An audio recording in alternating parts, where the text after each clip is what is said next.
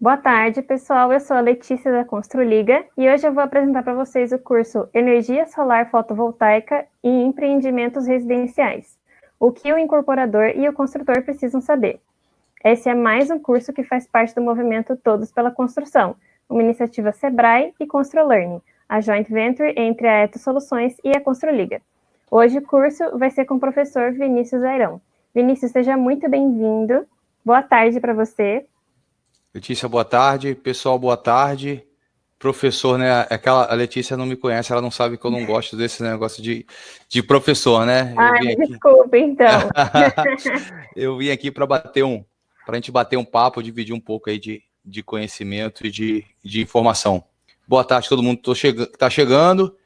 Eu não sei as regras da casa, mas vocês sabem que eu faço as minhas regras, né? Então eu vou pedir para o pessoal que está chegando aí se apresentar, dizer de onde é, né? De que estado do Brasil aí a gente está falando, para a gente ter uma noção de todo mundo que está aí. Agradecer aí a Construliga, a Ex, todo mundo que apoia esse tipo de evento, que é muito importante para a gente no mercado, no setor de construção civil, né? A gente ter a possibilidade de poder conhecer novas tecnologias ou se manter atualizado, eu acho que é muito importante para o setor como um todo. Então, estão todos de parabéns aí por ter iniciado esse trabalho junto. Agradecer também ao pessoal do Sindistal aqui no Rio, que indicou meu nome e permitiu que a gente estivesse aqui, tá? Para não deixar vocês esperando muito, né, vamos começar, tá? Eu vou compartilhar a tela com vocês e só para vocês estarem sabendo, enquanto eu compartilho a tela, eu não tenho acesso, eu não leio o chat, e aí depois, quando a gente terminar, a gente dá uma lida aí nas perguntas e responde aí no tempo que a gente tiver. Show? Então, Vinícius, o espaço é todo seu, fica à vontade, tá Obrigado. Bom? Vamos nós. Compartilhei, agora eu saio daqui, para vocês não me virem infinitas vezes. E aqui. Ups, vem cá. Pronto, pessoal. Bom, vamos lá. A gente vai falar sobre energia solar fotovoltaica na ótica do incorporador e do construtor. Aliás, o que o incorporador e o construtor precisam saber quando ele pensa em energia solar fotovoltaica. A gente hoje, por qualquer motivo, se fala em energia solar fotovoltaica, sai no Fantástico, sai em todas as mídias, todo mundo quer ter na sua casa, e o incorporador precisa entender o que isso traz de possibilidade para ele, para valorar o seu produto, o seu empreendimento imobiliário, e o construtor vai ter que entender quais os cuidados que ele tem que ter ou na contratação, ou os cuidados para poder gerenciar esse tipo de mais uma utilidade dentro do empreendimento que já tem as suas complexidades, tá? Aqui. Bom, primeira coisa a gente precisa entender, então, a primeira parte da apresentação a gente vai pontuar, dar uma noção geral do que é energia solar fotovoltaica, para que o incorporador e o construtor, eles não precisam ter um profundo conhecimento do que é energia solar fotovoltaica. Eles não precisam ser especialistas nisso, da mesma forma como não são especializados em instalações elétricas, em HVAC ou coisa do gênero, mas ele precisa ter um conjunto básico de conhecimento, de compreensão, até para poder tentar, de alguma forma, mensurar se a empresa contratada ou o projetista contratado tem as competências mínimas que se precisa para que se possa fazer um bom sistema para aquele empreendimento. Tá? Bom, quando a gente fala em energia solar fotovoltaica, nós estamos falando na conversão da energia do sol em energia elétrica. Vinícius, Oi. Só para falar que eu acho que a sua tela não está sendo mais compartilhada. Porque eu esbarrei aqui em algum lugar, no mínimo. Beleza? Aqui, e agora foi. Agora Voltemos. Foi, obrigada. Obrigado. Voltemos, então voltemos para cá. Show. Então, a energia solar fotovoltaica nada mais é do que a gente converter a energia do sol em energia elétrica. Ela é convertida através de do efeito fotovoltaico, que é a transformação, a criação de tensão ou corrente elétrica em algum material após a sua exposição à luz. Preciso entender como é que funciona o efeito fotovoltaico? Não. Quem faz pesquisa, quem desenvolve o produto é que precisa ter o pleno entendimento do que é isso. Essa informação está aí para a gente ter um pouquinho de conhecimento.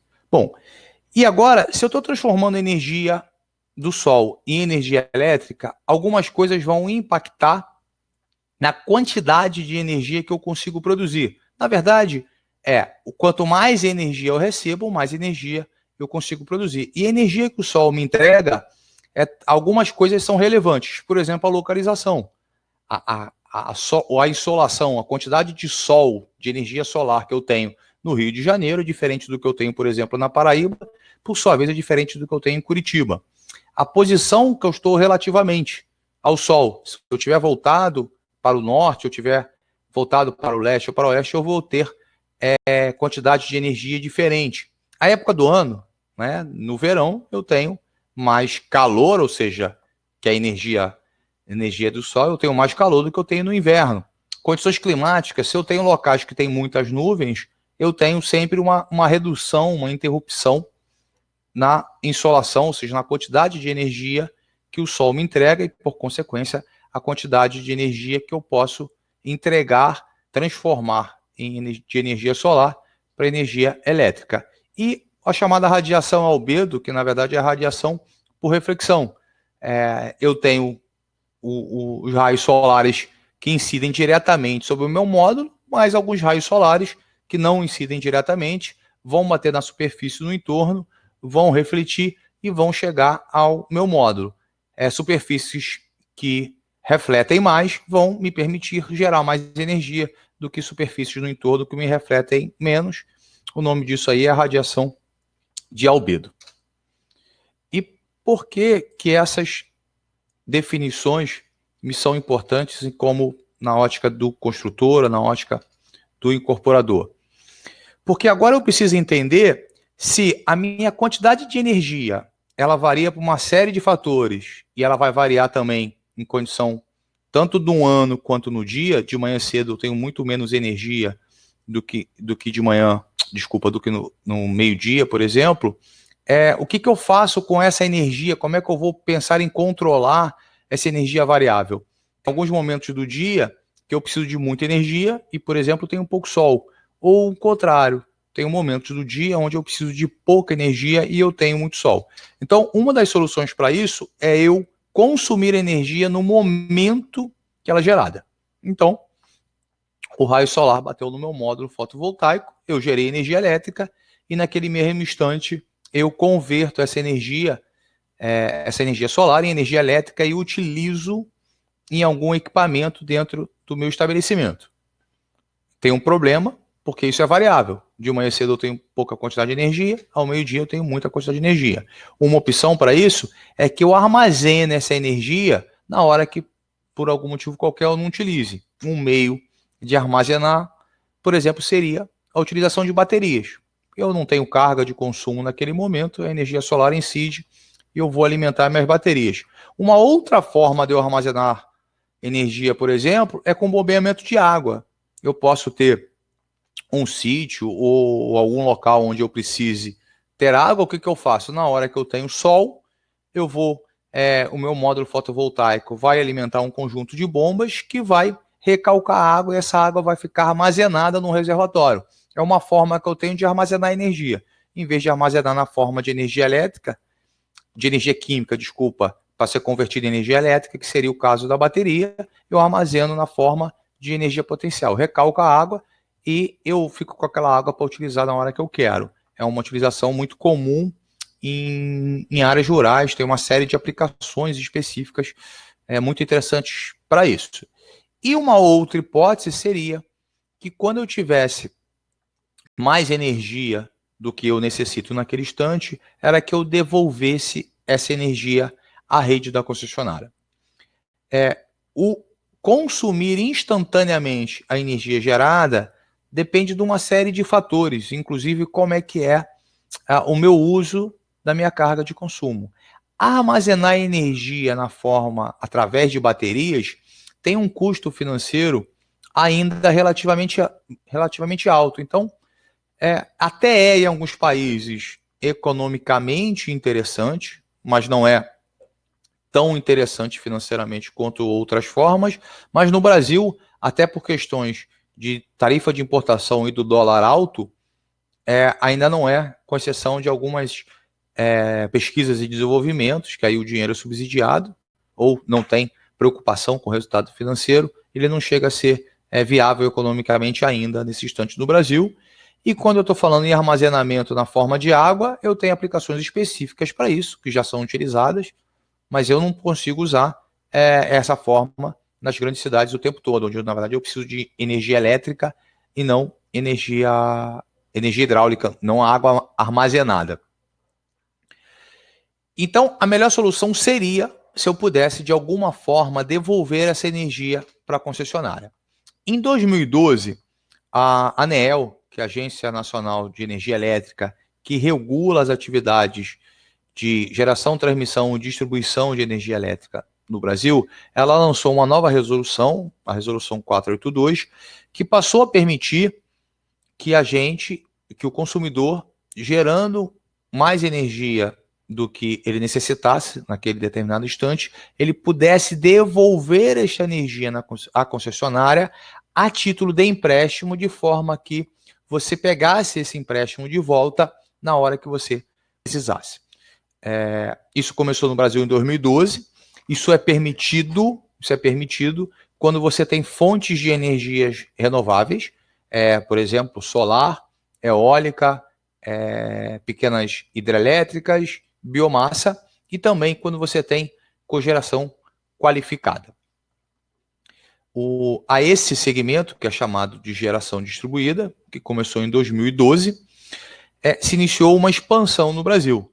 Um pouco tardia, porque outros países têm resoluções análogas à nossa 482 antes disso. O Brasil foi um país bastante atrasado para fazer essa permissão de que eu pudesse colocar o meu sistema de energia solar em paralelo à rede da concessionária e que entregasse a energia para a concessionária a título de empréstimo. Bom, esta resolução, que entrou em vigor em 482, depois ela passou por algumas revisões, uma revisão muito boa para o setor de energia solar, aconteceu em 2015, através da resolução 687, que alterou alguns pontos da resolução 482, e olha o que aconteceu com essa evolução nos dias de hoje. Tá? Então aqui a gente tem um gráfico, aqui do infográfico da AB Solar, que é a Associação Brasileira de Energia Solar, é o gráfico agora desse mês.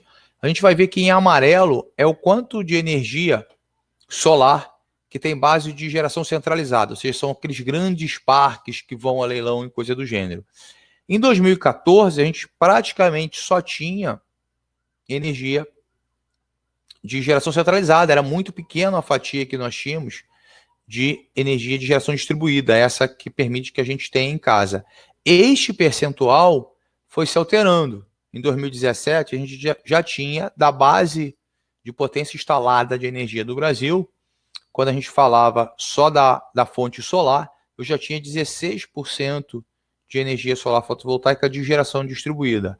Hoje, nós temos praticamente meio a meio, ou seja, a gente tem de potência instalada, feitos com o investimento das pessoas, sem ser um investimento do Estado, feito com o investimento dos indivíduos, a praticamente a mesma quantidade de potência instalada que em grandes usinas. Eu tirei o investimento do Estado, o Estado pode botar esse dinheiro em alguma outra coisa, e a própria pessoa, o próprio consumidor, quando quer, opta e faz o seu próprio investimento. Isso aqui prova o sucesso da energia solar fotovoltaica no Brasil. Olhando apenas as quantidades de conexões, ou seja, quantos consumidores, quantos que têm, abre aspas, o reloginho da concessionária, quantos deles já colocaram um sistema solar fotovoltaico em seu estabelecimento, em sua residência, seja lá o que for. Em 2008, 2009, 2010 e 2011, eu tinha até algumas coisas pequenas, mais focadas para P&D, tinham pequenas permissões, porque eu não tinha ainda, à época, uma resolução que permitisse que qualquer um colocasse. Em 2012 começamos a ter, então a gente começa a ter um crescimento percentualmente muito alto mas a base instalada era pequena também. E em 2015, que é onde a gente teve uma outra mudança nessa resolução, que entrou em vigor no início de 16, a gente vê que a gente tem um pulo enorme aqui, né? A gente tem crescido a números superiores a 100% entre um ano e o outro. Aqui nós estamos em 2020 e eu já tenho, tá bom, a gente está praticamente no meio do ano e eu tenho metade das conexões instaladas, mas a gente tem que lembrar que a gente está passando por um momento de crise, de pandemia, onde muitas atividades estão muito diminuídas, algumas até encerraram. Então, isso aqui prova o sucesso. Isso aqui é um mapa, né? Aqui seriam as conexões existentes hoje. Esses dados de conexão estão todos disponíveis no site da própria ANEEL. Toda vez que alguém faz uma instalação de um sistema solar fotovoltaica, existe uma informação, um registro que é feito lá junto à ANEEL. Bom, então, tendo todo esse avanço, a gente talvez tenha que se perguntar por que esse avanço não chegou na indústria da construção civil, né? Por que a gente não vê esse avanço nas novas obras, incorporações? Por que a gente não tem visto isso?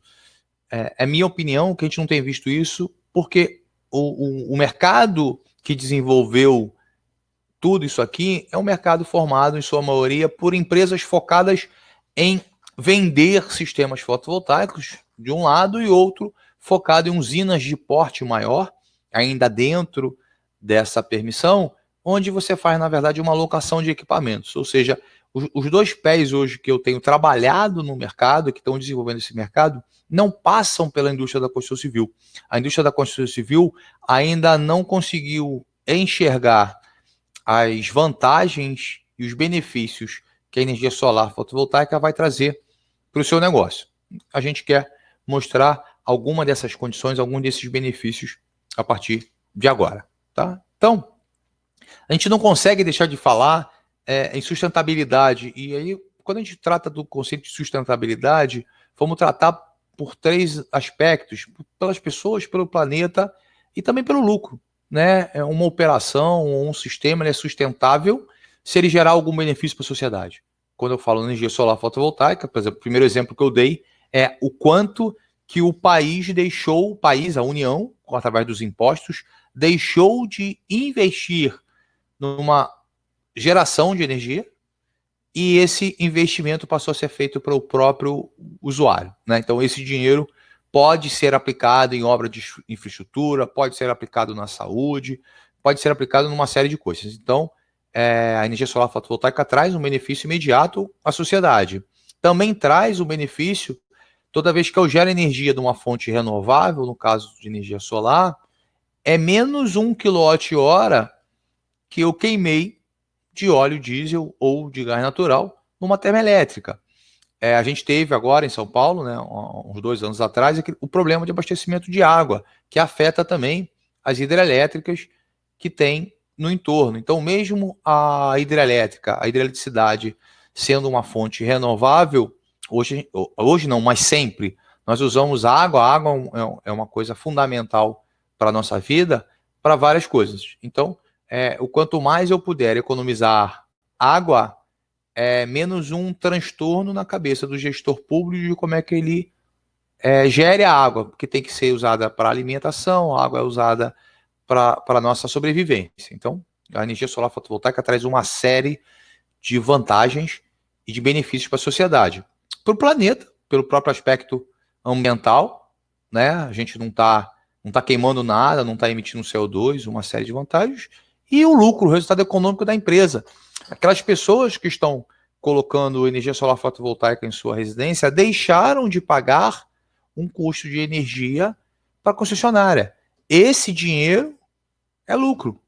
Empresas que optam, por exemplo, por criar usinas fotovoltaicas para fazer locação dos equipamentos, objetivam lucro também. Mas agora não é um lucro vindo puramente do capital financeiro, é um lucro vindo da criação de algo que beneficia a sociedade e beneficia também o planeta. Então, pela ótica da sustentabilidade, nesse conceito de pessoas, planeta e lucro, a energia solar fotovoltaica na geração distribuída atende a todos os quesitos.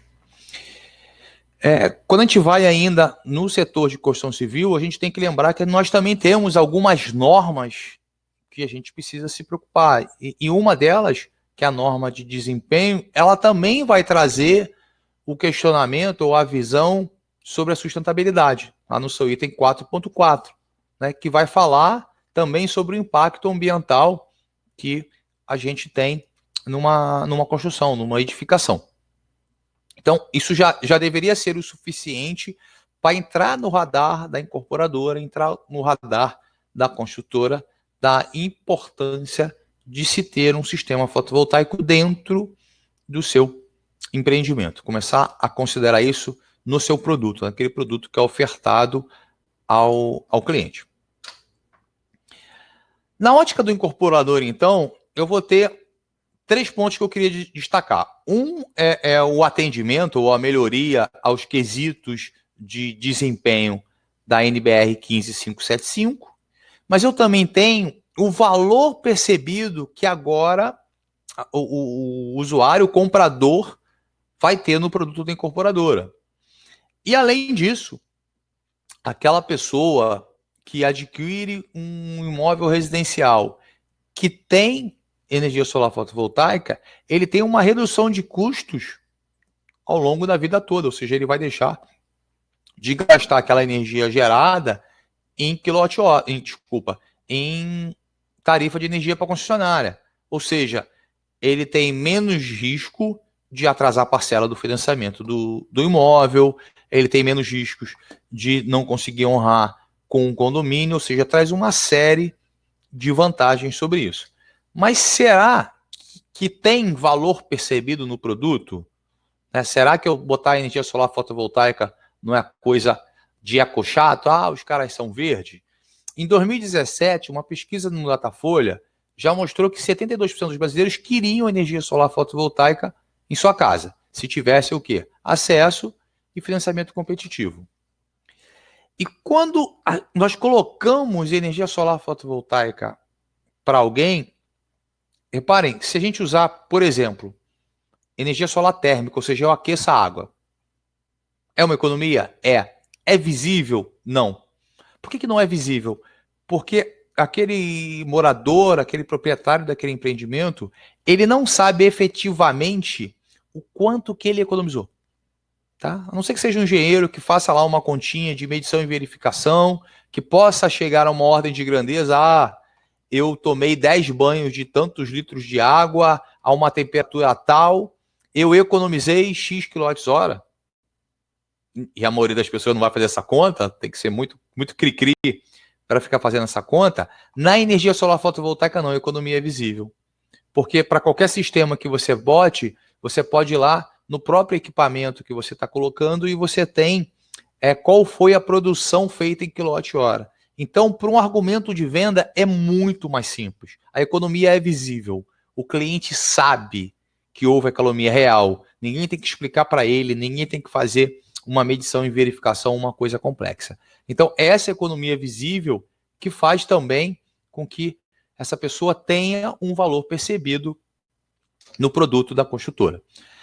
Como que você pode botar isso numa edificação?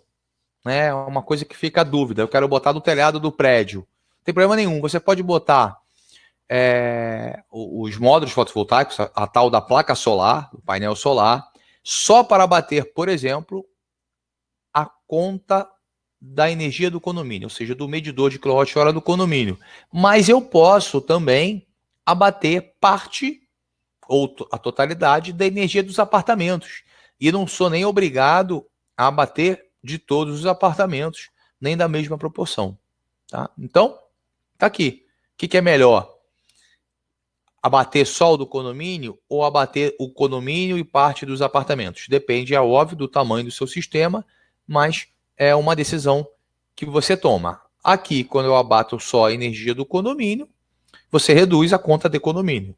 Quando eu abato dos apartamentos, é palpável, né? A pessoa vai olhar lá na conta de energia dela o quanto que ela teve de economia, literalmente. Tá? Algumas outras soluções, a solução de botar um módulo fotovoltaico no telhado do prédio para abater o condomínio ou a energia dos apartamentos é uma solução que funciona, utilizável, bastante vendável, mas talvez para o pessoal de construção civil, principalmente para os arquitetos, não é o mais legal. O mais legal é o BIPV, que é o sistema fotovoltaico que já está integrado à arquitetura. Aqui é um exemplo de um pavilhão de exposições na Holanda, que reparem todo esse telhado que está aqui, que é esse aqui, tá? Em vez de são telhas, são módulos fotovoltaicos, onde a parte geradora, efetivamente, que são as células pequenininhas que tem, foram espaçadas uma da outra, de forma que eu tenha iluminação natural aqui, tá? E isso aqui tudo é de vidro. Isso aqui são películas de vidro completa, tá? Então, aqui uma outra foto. O que eu tenho aqui, que eu ganhei aqui? Eu ganhei uma geração de energia e eu ganhei uma redução de luminância, de necessidade de iluminação artificial. E se a gente voltar lá na norma 15575, a de desempenho, ela tem uma parte que também vai falar sobre iluminação natural. Tá? Então, aqui a conta a conta financeira, o quanto que eu economizei em não colocar o telhado que eu ia colocar, o quanto que eu gastei nesse telhado, o quanto que eu economizei de não colocar luminária ou vou economizar de energia elétrica por ter menos luminária durante o dia acesa e o quanto o meu sistema gerou de energia. Então, uma solução muito legal. Mas é ruim que está na Alemanha, né? E é tudo grandioso. Não. Isso aqui você pode colocar no Brasil. Por exemplo, resolver colocar, você arquiteto, quer colocar numa casa ou a própria incorporadora quer agregar o valor por questão de espaço, por questão de estratégia comercial, apenas na cobertura. Isso aqui seria um exemplo. Esse mesmo tipo de módulo, você consegue comprar isso no Brasil, tá? Onde você fez aqui um espaço coberto, gerando o quê? Gerando energia, com um apelo estético muito legal. Tem soluções mais rebuscadas ainda. Essa aqui está se negociando no Brasil, não sei se tem alguma já colocada. Essa aqui é o vidro fotovoltaico. Ele é instalado do mesmo jeito que a gente faz uma pele de vidro. Ele tem, ele também é um gerador fotovoltaico. A tecnologia é diferente do módulo tradicional e você pode ter ele todo preto, ou seja, sem nenhuma passagem de luz, com passagem de 10, 20 ou 30%, e você bota na fachada do prédio. Ele tem uma tecnologia diferente, porque ele fica na vertical, ele precisa enxergar, abre aspas, outro tipo de radiação. Ele pega mais a radiação difusa, tá? E isso aqui pode ser também da cor que você quiser. A gente não tem isso hoje ainda no Brasil, quer dizer, a gente tem o distribuidor aqui no Brasil, é que você precisa comprar um volume razoável para justificar a importação.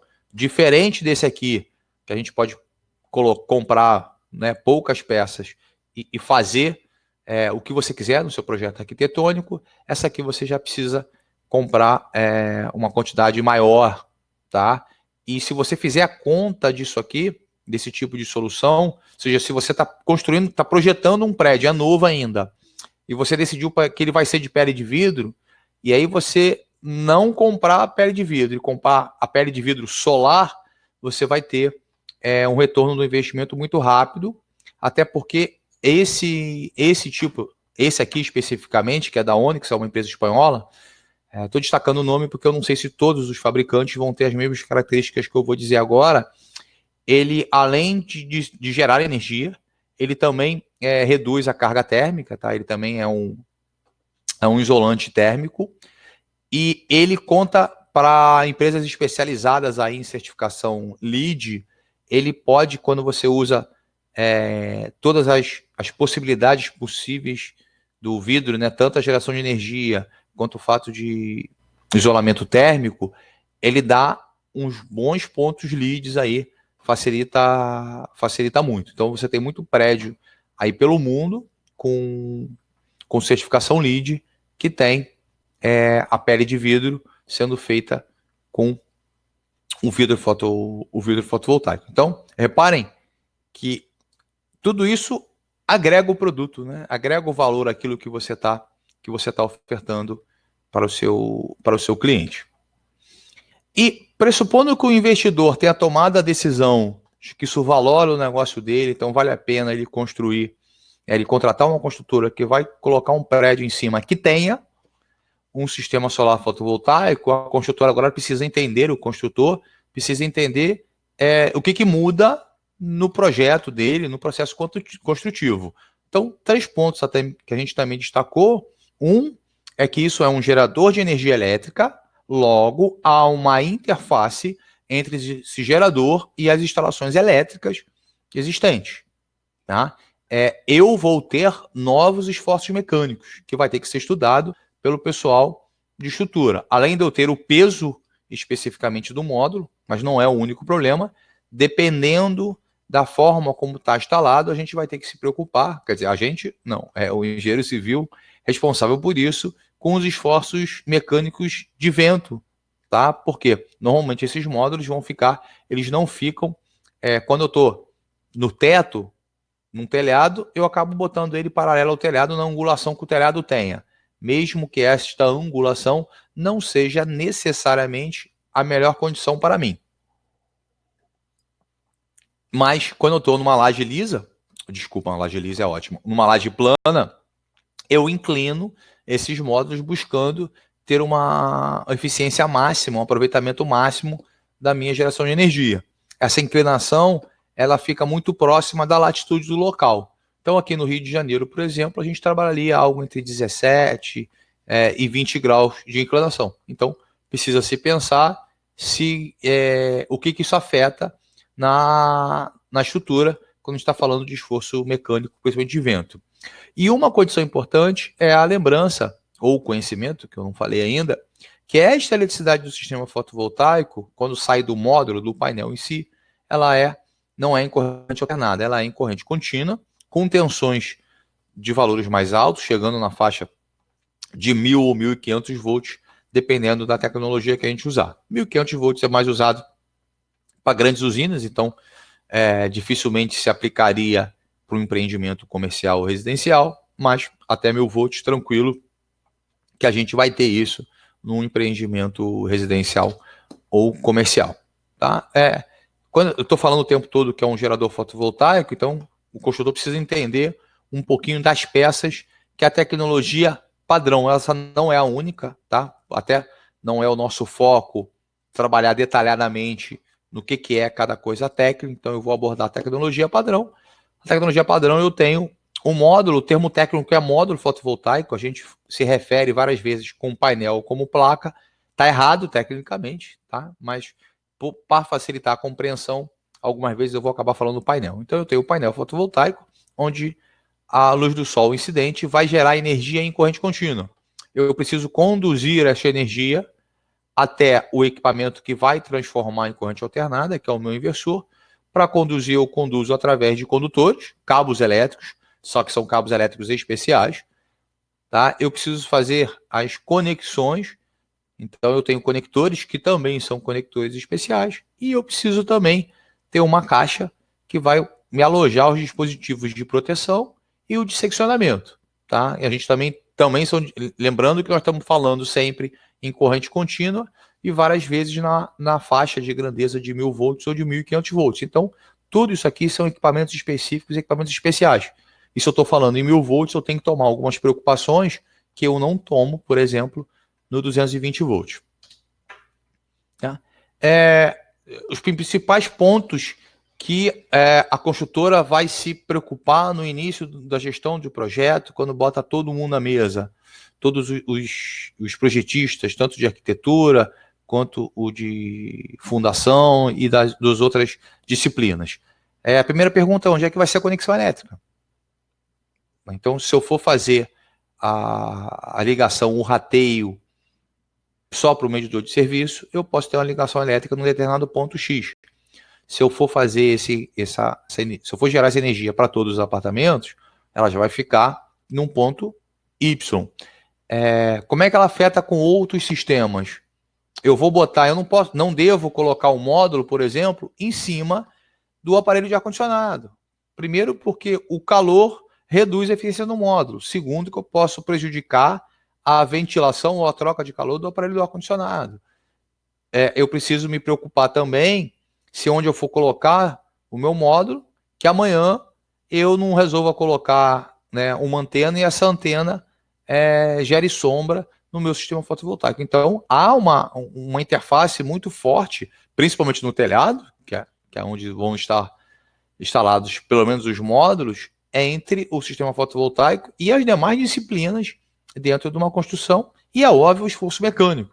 Né? A gente vai esquecer de convidar para a mesa da gestão de projetos o responsável pela estrutura metálica do telhado ou coisa do gênero, e estamos chegando com uma coisa que ele também não conhece e não informando nada. Então, são alguns pontos aí que a gente está ressaltando na gestão de projetos, principalmente quando a gente starta disso. E se eu, construtor, agora um incorporador, quiser botar um sistema fotovoltaico no meu empreendimento, como é que eu faço? Esse é o passo a passo sugestivo. Outros colegas vão ter outras opiniões diversas da minha, mas eu entendo que a primeira coisa que você precisa é um estudo conceitual. O que aborda esse estudo conceitual? Naquele telhado que eu tenho, que já está definido, qual é o meu potencial de geração de energia. Então, esse aqui é um estudo que a gente fez para um empreendimento que tinha três blocos, tá? E o que a gente faz? O que eu fiz? Eu tive que fazer 2 estudos. Eu poderia colocar os módulos, essas coisas coloridas são os módulos, tá? Eu poderia colocar os módulos na parte superior, ou seja, aqui era a saída da escada, aqui era CMI ou coisa curvada, ou seja, estou na parte mais alta do prédio, era o que eu consegui ocupar.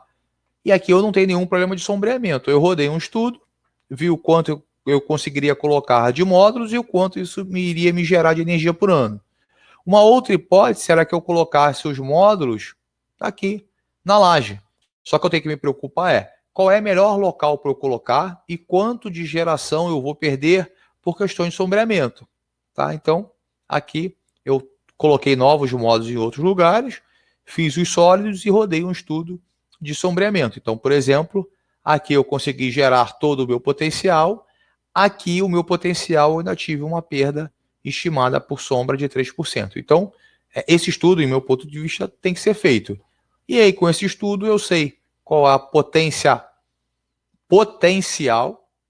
que aquele empreendimento tem, qual é a geração estimada de energia por ano e quanto que vai ser o investimento da construtora para colocar isso em pé.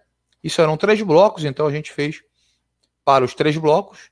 Tá? Os blocos tinham telhados diferentes, logo a gente tinha a mesma quantidade em um local, mas eu gerava energia de forma diferente, porque um tinha mais ou menos perda, e no outro eu tinha uma diferença também no layout, na arquitetura, que me permitia botar mais módulos nos blocos 2 e 3. Esse estudo aqui, principal, que tem a ver com a geração de energia e com os custos, é que vai embasar a construtora e o incorporador se vale a pena ou não colocar esse investimento. Quer dizer, você vai aumentar o custo da construção, iria aumentar o custo da construção em R$ 170.500. O que isso me traz de retorno, ou de facilidade de venda, ou de acréscimo no preço do meu imóvel, e aí a incorporação e a construtora pode tomar a decisão específica. Algumas vezes a gente chega à demanda contrária da construtora. Ela diz o seguinte: olha, eu só vou gastar R$ 100.000. Me diz o que eu faço com os R$ 100.000. Também pode ser feito.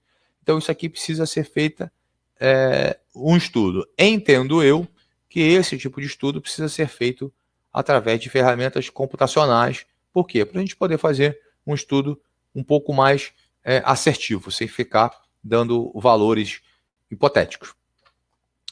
Feito isso, você agora precisa desenvolver um projeto básico. Hoje, a grande maioria dos projetistas de instalações não conhecem fotovoltaica.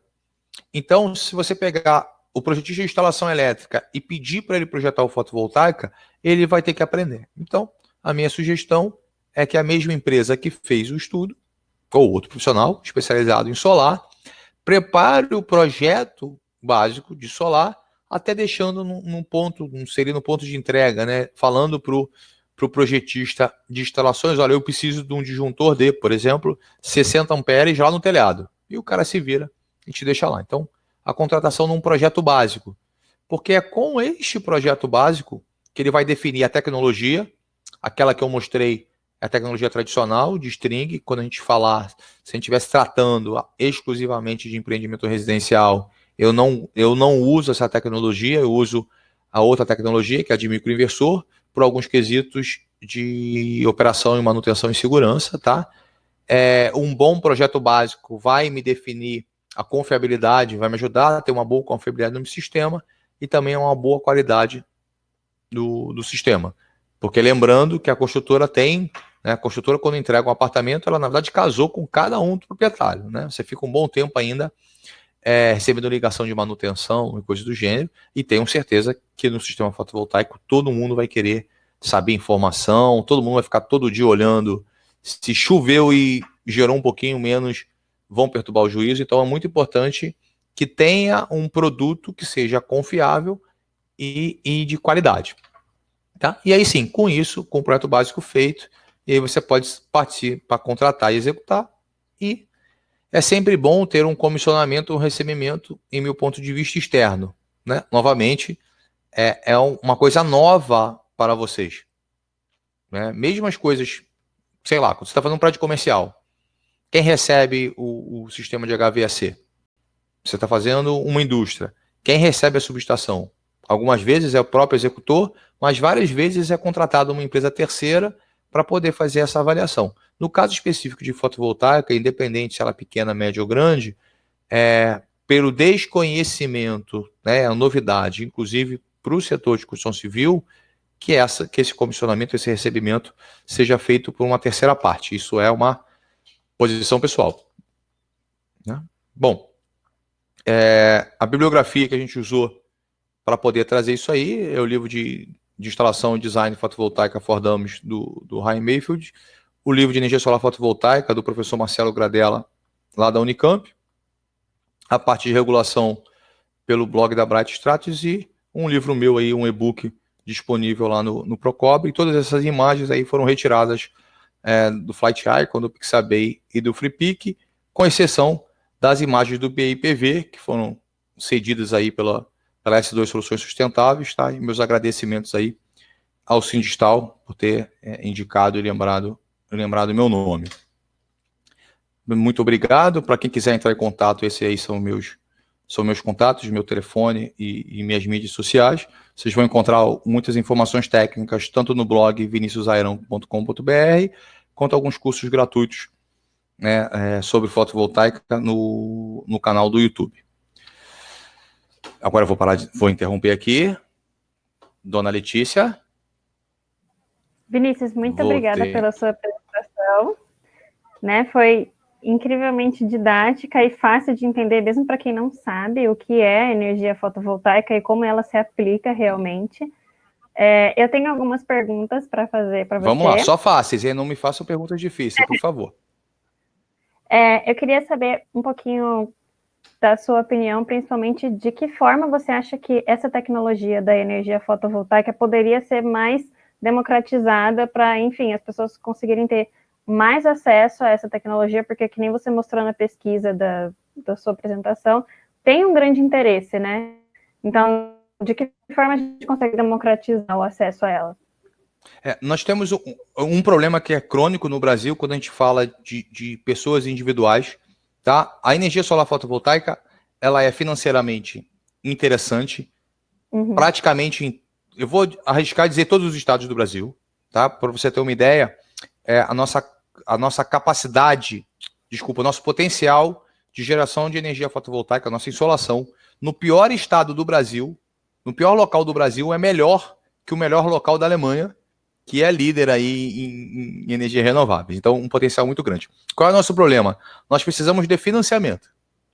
Porque por ser um investimento maior, ela muitas vezes, quando eu boto na minha própria residência, esse investimento vai retornar aí em 4 anos. Se eu boto na minha indústria, em pouco mais de uns anos. Quando a gente para pensar, 3, 4 anos é um excelente negócio. Só que você precisa ter o dinheiro no bolso para fazer isso. Então, se você tiver linhas de crédito para isso, você resolve muita coisa. O Brasil é conhecido por dificuldade no crédito, né? Então, esse é um problema que a gente tem. A gente tem trabalhado, os membros do setor têm trabalhado nos últimos anos sobre isso. O pessoal focado na construção civil, o Sindistal aqui no Rio, tem feito uma série de conversas com os bancos. Para quê? Para ter uma taxa de juros razoável, né? Não aquelas taxas de juros loucas, mas temos avançado menos do que poderíamos quando a gente fala diretamente da pessoa física, tá? Exceção se dá ao Nordeste, tá? O Nordeste, como ele tem o Banco do Nordeste, o BNB, é maravilhoso, porque ele tem uma taxa de juros subsidiada, muito boa.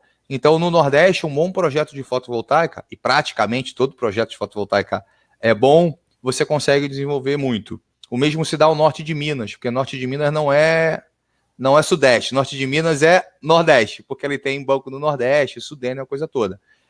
E falta muitas vezes conhecimento, tá? Então, por exemplo, área rural, tá? Pessoal que tem linha de crédito de agricultura ou coisa do gênero, essa mesma linha de crédito que o Banco do Brasil tem, que a Caixa Econômica tem, que são linhas de créditos boas, servem para fotovoltaica, tá? O que a gente precisa? A gente precisa o Minha Casa Minha Vida, tá? Ensaiou alguma coisa, esse negócio não disparou ainda, mas está caminhando. Então, os prédios de Minha Casa Minha Vida, tipo, acho que é classe 1, ele já tem que ter necessariamente pelo menos uma ou duas plaquinhas por unidade. Tá? Então, passa pelo financiamento, pelo crédito, que não tem jeito, e falta, eu acho que um pouquinho, para quando a gente sair do Minha Casa Minha Vida, né, que seria a classe média e os outros empreendimentos, o setor de construção civil, os arquitetos principalmente, saberem que essas soluções existem, tá? Porque como elas não são de prateleira, mas eu acho que é isso que passa. Eu acho que a gente está caminhando bem, tá? Se o governo não aprontar nada a médio prazo, a gente tem caminhado bem. E aí um pouquinho sobre aquela questão que você tinha dito, que a energia pode ser devolvida para as redes concessionárias, eu queria que você explicasse rapidamente só como é que existe esse cálculo de quanta energia é devolvida e se isso é uma quantidade significativa no final das contas, ou se é realmente pequena. Vamos lá. Quando a gente coloca energia solar em nossa casa, a gente necessariamente faz um procedimento junto à concessionária, tá? E o que a concessionária faz quando ela me autoriza efetivamente a ligar a minha energia solar fotovoltaica? Ela troca o meu medidor. Ela passa a colocar um medidor, que esse medidor é inteligente. Ele mede o quanto de energia ela me entrega e o quanto de energia eu devolvo, tá? Então, no final do mês, ela faz a conta de chegada. Olha, você consumiu 800 kWh e me devolveu 600 kWh. Logo, você só vai pagar 200, tá? Dependendo do projeto, e é óbvio, eu só devolvo para a concessionária, eu só empresto para ela aquilo que eu não usei naquele momento, tá? Então, a energia que é gerada, primeiro isso é automático, eu não tenho que fazer nada, tá? Isso é o fluxo elétrico mesmo. Primeiro ela abastece os meus equipamentos na minha casa e depois que ela vai para a concessionária, tá? E dependendo de como eu projetei ou do meu, por exemplo, se você mora numa casa e botamos fotovoltaica na sua casa, mas você passa todo dia fora de casa e só de noite que você vai usar ar-condicionado ou coisa do gênero, o que acontece? Você praticamente só devolveu energia, em nenhum momento você usou energia naquele momento e pega tudo a crédito. E a gente tem usinas grandes que eu estou falando é dentro do setor, tá? Vamos botar que eu sou uma rede de supermercado. Não, uma rede de supermercado não é legal. Eu tenho 10 padarias, tá? E não tenho telhado para botar fotovoltaica nas 10 padarias. E aí eu tenho um sítio. Eu posso botar um sistema nesse meu sítio, tá? E toda a energia que ele produzir, ele vai para a concessionária e eu pegar isso de crédito em cada uma das minhas lojas, tá? Então eu também tenho muito negócio desenvolvido dessa forma, tá? Deu para entender como é que funciona? Deu sim. Foi ótimo. E aí uma coisa que eu fiquei pensando um pouco é que você falou um pouquinho sobre a diferença entre, de fato, a geração de energia elétrica e quando a gente consegue armazenar essa energia na forma de água quente, por exemplo. E aí eu queria que você falasse se esses são sistemas diferentes e se tem alguma diferenciação de preço ou em instalação entre eles. E, enfim, qual que é o mais viável, né? Se é esse da água quente ou se é o que de fato gera energia elétrica. Tá. Você também. Gente, a gente não combina as perguntas, ela faz umas perguntas difíceis aí para mim, tá? Então vamos lá. O aquecer a água através da energia do sol, a gente já faz há muitos anos, tá? Quer dizer, o mundo já faz há muitos anos, mas a gente no Brasil já faz há muitos anos. Eu, quando fiz pós-graduação em conservação em 2000 já era viável economicamente eu ter aquelas placas solares, literalmente. O que é, tá? É uma serpentina com um vidro em cima preta, que a água que o sol bate lá, aquela água vai circular por convecção e vai aquecer, e eu vou guardar aquilo, tá? Quando eu faço isso, eu deixei de gastar ou energia elétrica ou gás, uma das duas. Ele é viável, já é viável há muitos anos, tem uma série de empreendimentos, em São Paulo, no Rio, com certeza, que eu conheço, que tem energia solar dessa forma. Qual é o problema da energia solar? Aliás, na fotovoltaica também. É mão de obra. Tem alguns detalhes técnicos de como é que você faz corretamente esse aquecimento. Se você fizer esse aquecimento errado, a resistência vai funcionar tantas vezes que virou quase um chuveiro elétrico, tá? Então, ele é viável já há muitos anos, só que você só vai conseguir reduzir o teu consumo de água quente, tá? A energia elétrica fotovoltaica, a energia fotovoltaica, ela vai te produzir para tudo, né? Não interessa se você usa para iluminação, para aquecer a água ou para qualquer outra coisa. O retorno do investimento, se eu olhasse só água, se você falar assim, Vinícius, eu tenho que aquecer a água, é melhor eu botar energia solar fotovoltaica ou melhor botar painéis solares, né? Placa solar para aquecimento de água? É melhor você botar a placa solar, tá? Ela teria, porque o meu investimento seria menor para um retorno financeiro maior. Como normalmente o nosso custo, aí é que é o grande lance, né? O nosso custo de energia elétrica é maior do que, por exemplo, o nosso custo de gás, ou a gente tem custo para tudo, e o telhado é único, aquele 2 metros quadrados que eu usei de placa para aquecer água, eu não usei para gerar energia. Então, da ótica financeira, se eu for usar só uma tecnologia, eu diria que é mais interessante usar a energia solar fotovoltaica, a elétrica. E aí, só uma última pergunta, só para não ficar mais te enchendo tanto assim de perguntas, né? Eu queria que você falasse um pouquinho, você falou sobre o projeto, né, da concepção de quando você vai colocar a energia fotovoltaica, tanto em comercial quanto em residencial mesmo. E aí eu queria saber com você, pensando um pouco sobre todos os projetos que a gente pode querer colocar energia fotovoltaica, se existe algum tipo de impedimento ou alguma coisa que de fato não dê para você colocar energia fotovoltaica em determinada construção ou determinada residência. E, enfim, requisitos mínimos, né, de construção, se existe isso para a instalação da energia fotovoltaica. Tá, vamos falar primeiro em prédio existente, tá? Se o prédio existente, primeira coisa, estrutura, tá? Repara, a gente teve alguns relatos de telhados de mercado que caíram. A gente não pode afirmar, porque a gente não viu o laudo da perícia, se caiu por causa da fotovoltaica ou se caiu porque ia cair. Mas o que é importante?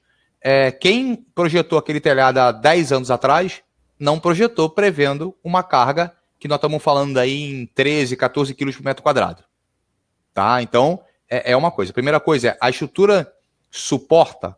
Algumas vezes a estrutura não suporta e o reforço estrutural acaba com qualquer benefício financeiro que o sistema traga. Então, o primeiro, esse não tem jeito, é a estrutura. O segundo é o teu entorno. Se você for ter muita sombra, Letícia, aí não tem jeito. Imagina, eu tenho uma casa e a minha direita e a minha esquerda tem 2 prédios altos.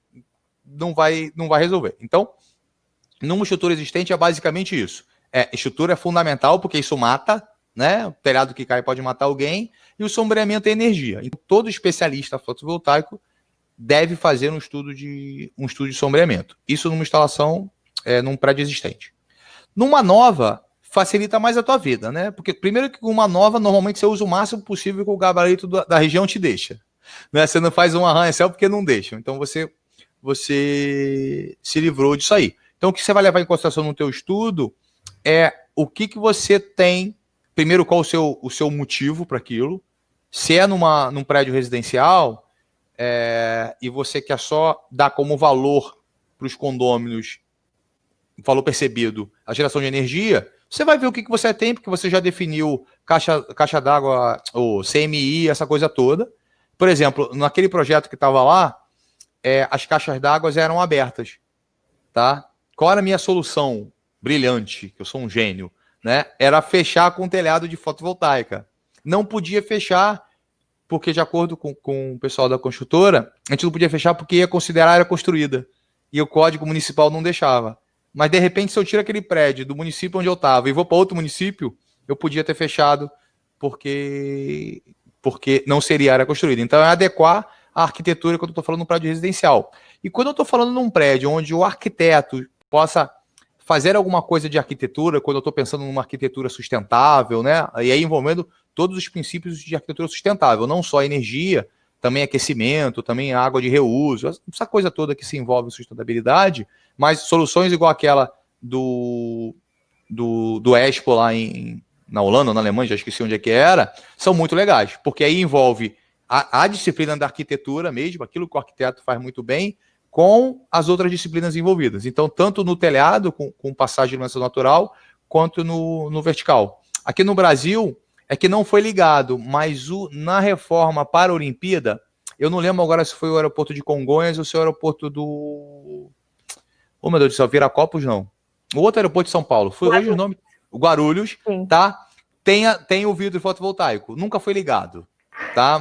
Mas se chegou a colocar o vidro fotovoltaico. Então, são soluções que você pode adequar. Se a gente voltasse hoje há 8 anos atrás, onde todo mundo construía prédio com pele de vidro, né, ia estar estourando aqui a pele de vidro com vidro fotovoltaico. Em linhas gerais, são essas as que me passa pela cabeça de grande coisa. E os arquitetos que fazem residências e coisas do gênero, vale a pena buscar essas soluções de BIPV, porque fica muito legal, né? Ah, o cara botou 4 ou 5 módulos, deu iluminação natural. Ah, eu estou gerando, sei lá, 100 kWh mês. Mas eu economizei no Rio de Janeiro R$100 por mês, né? Então, acho que seria esse o caminho. Aí, eu disse que não ia mais ter nenhuma pergunta. Sem problema, à vontade. Uma pergunta é sobre a questão das residências realmente, né?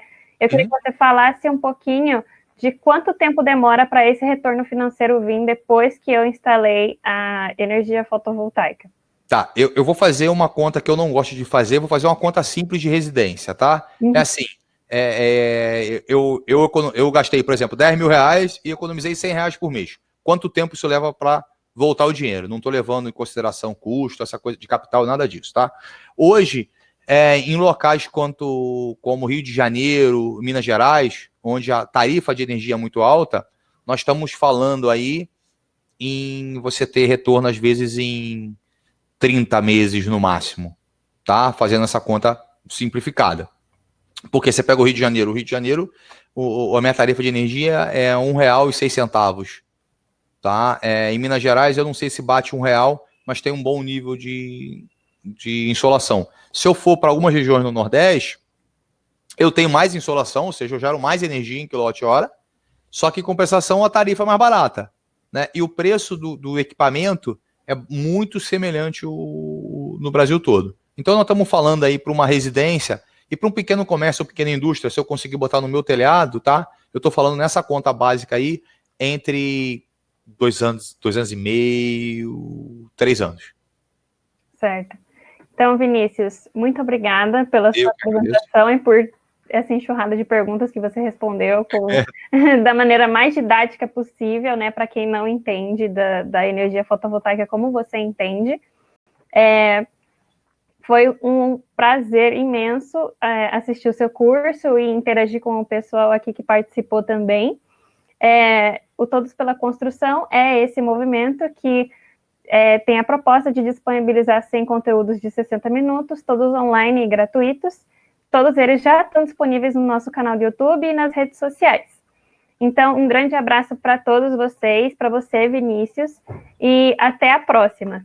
Letícia, muito obrigado. Pessoal, obrigado pela companhia aí nesse início de tarde. A gente se vê em breve. Letícia, até logo. Tchau, tchau. Até mais.